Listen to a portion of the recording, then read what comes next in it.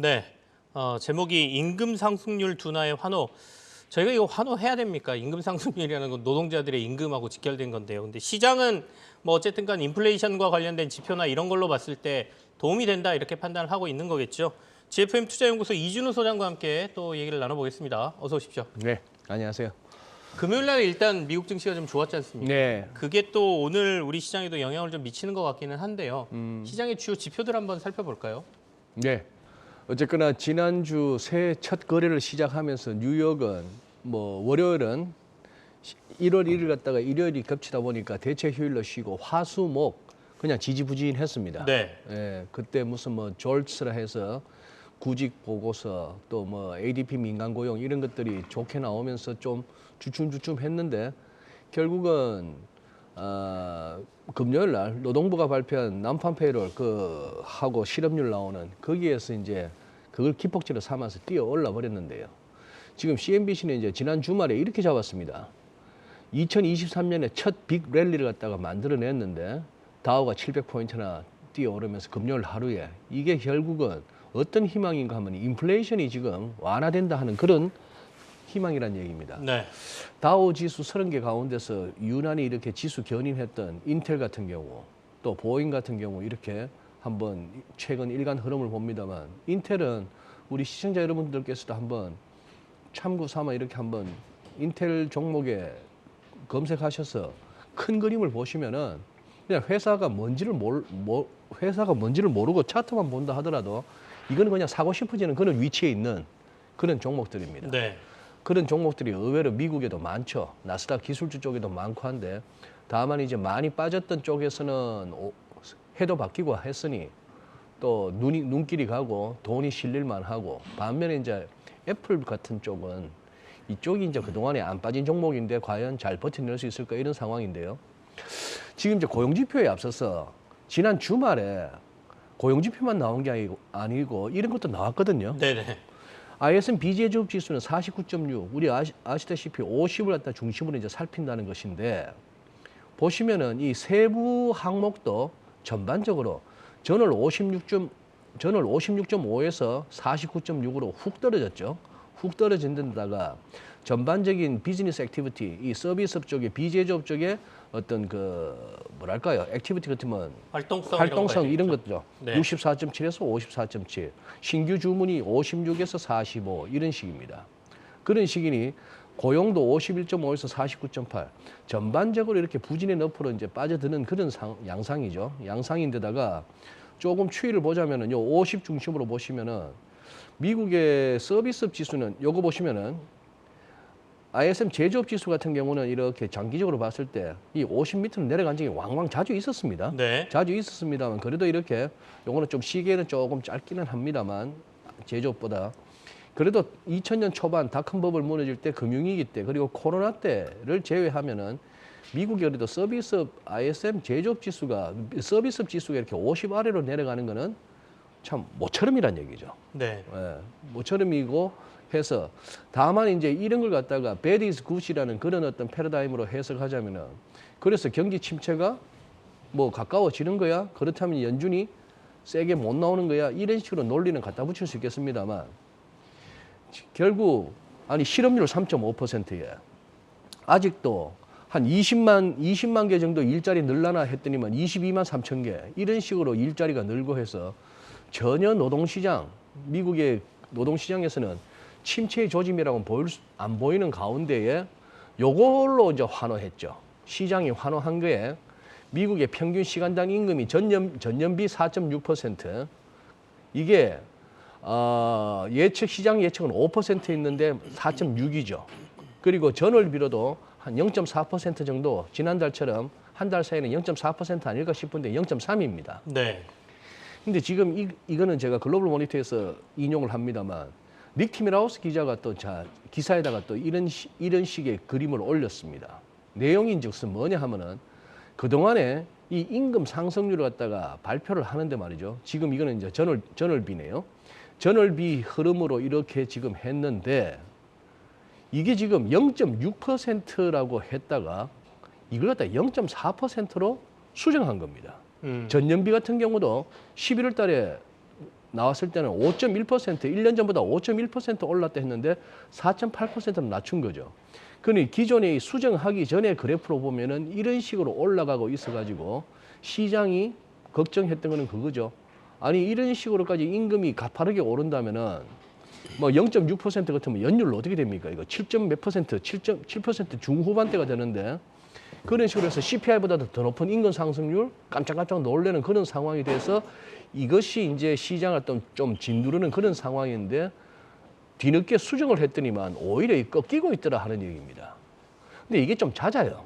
미국에서는 이 부분이 좀 잦게 이렇게 수정을 하고 그런 또 과도하기도 하고 떨어져도 너무 뚝뚝 떨어지니까 네. 어쨌거나 시장은 이 부분에 이제 환호하면서 이런 쪽에 ISM 서비스 지수 같은 이런 부분은 이제 오히려 이것도 차라리 굳이 연준의 긴축과 해석하자면은 뭐 시장이 나쁠 건 없다 네. 하는 차원에서 이제 쭉 올라옵니다. 올라오는데 사실상 데일리 보시면은 화수목 지지부진해서 금요일 날 별 탈 없었으면은 첫 주간이 너무 싱겁게 끝나서 이제 1월 효과 뭐 입에 올리기도 못 했는데 금요일 날 그냥 바짝 다 땡겨버렸죠.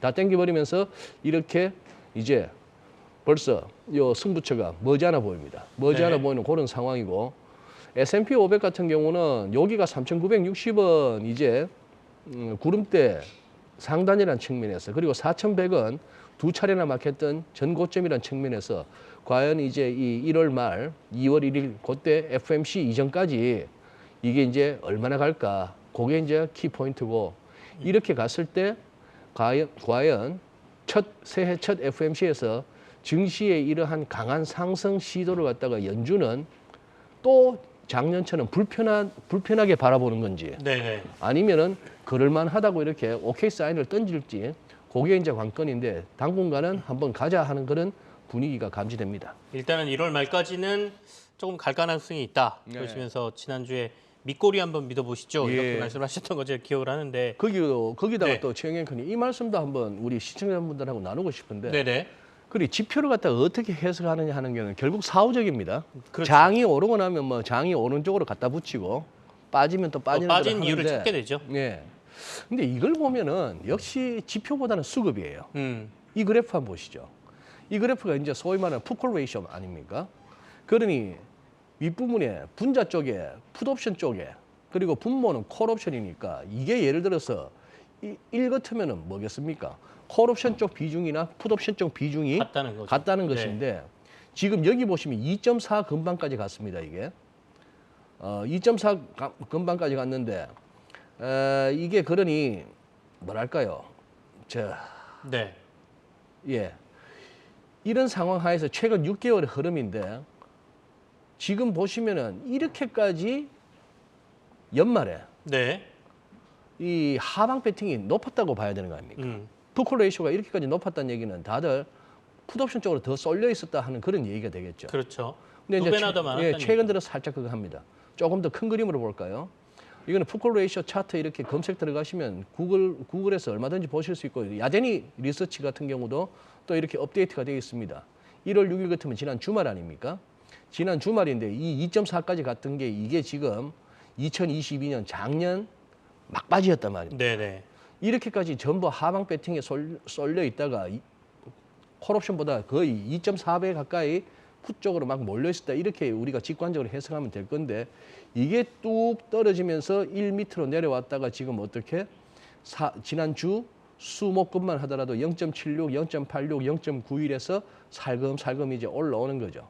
그런 상황이니 여기서 어떻게 보면 이 구간에서 결국 하방 배팅 했던 세력들이 그냥 쓸려 나갔다, 틀려 나갔다. 네. 이렇게 봐야 될 것 같습니다. 알겠습니다. 그리고 네. 이런 생각도 들지 않으세요? 우리가 시장에서 이렇게까지 닥치기도 전에 경기 침체를 갖고 막 걱정했던 적이 있었습니까? 그런 생각과 더불어서 또 증시에서 이렇게 주식이 앞으로 많이 빠질 수 있다 내지는 지수가 얼마까지 간다 해서 막 조금 지금 보면 어지러지한 레벨을 갖다가 입에 올리는 네. 이런 컨텐츠가 오히려 이렇게 각광을 받았던 시기가 있었나라고 생각해 본다면은 지금 어떻게 보면은 수급 측면에서 많이 비어 있다는 얘기죠. 네.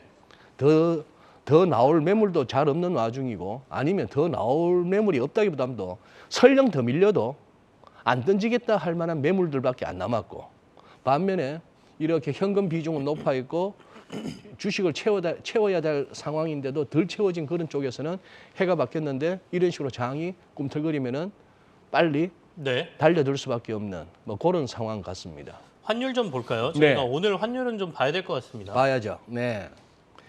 이게 환율이 그렇습니다. 지금 뭐 무역 수지 이런 걸로 볼 것 같으면은 우리가 원화가 이렇게 갑자기 뚝뚝 떨어지는 거.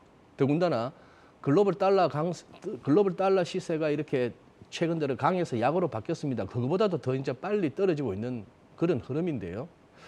결국은 이렇게까지는 이렇게 볼 수밖에 없는 것 같습니다. 이것도 벌써 이 무렵에 장이 이렇게 꺾였을 때부터 이렇게 이 시간을 통해서도 여러 번 보여드렸습니다만 어떻게 하겠습니까? 일단 돌았습니다. 그것도 1,400원대에서부터 한 달 반 이상 갔다가 버둥버둥 거리다가 결국 이렇게 툭 부러졌으면은 네. 이걸로 인해서 달러 강세가 끝났다. 이제는 달러는 약세로만 돈다. 약세로 돌 일만 남았다. 그거는 누구도 단정 짓지 못하는 그런 일이지만 세상 일이지만 네. 그러나 이 정도는 짚어볼 수 있다는 얘기죠. 어쨌거나 그동안 1,080원에서부터 1,444원까지 한번 올라오다가 이게 훅 꺾였으면은 조정 차원에서라도 어디까지 갈 수 있는가를 우리는 일찌감치 이렇게 보았던 거죠. 1,305원, 1,260원, 1,260원까지 열어놓겠습니다 했다가 이게 이렇게까지 빨리 올 줄 몰랐고 궁극적으로는 1,220원인데요.